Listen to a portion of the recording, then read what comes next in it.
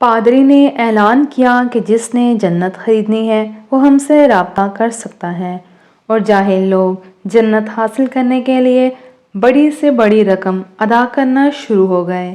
ایسے میں ایک عقل مند شخص نے جہالت کا شکار ان لوگوں کو اس احمقانہ کام سے روکنے کے لیے ہر ممکن کوشش کی، لیکن سب بے سود۔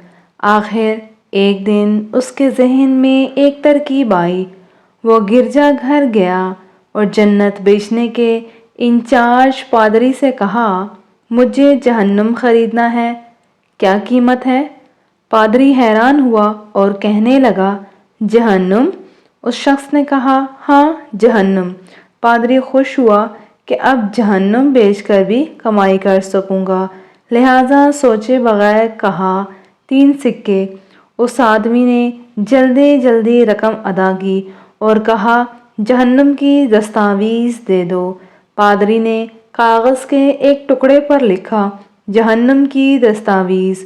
وہ شخص خوشی خوشی دستاویز اٹھا کر چرچ سے نکل آیا اور شہر کے مرکزی چوک پر کھڑا ہو کر چلایا، میں نے جہنم خرید لیا، یہ اس کی دستاویز ہیں اور میں کسی کو بھی اس میں داخل نہیں ہونے دوں گا، لہٰذا تمہیں اب جنت خریدنے کی ضرورت نہیں، کیونکہ میں کسی کو جہنم میں نہیں جانے دوں گا۔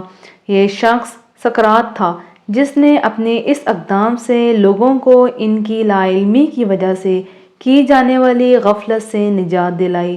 دنیا میں ایک ہی خوبی ہے، آگاہی، جبکہ جہالت ایک گناہ۔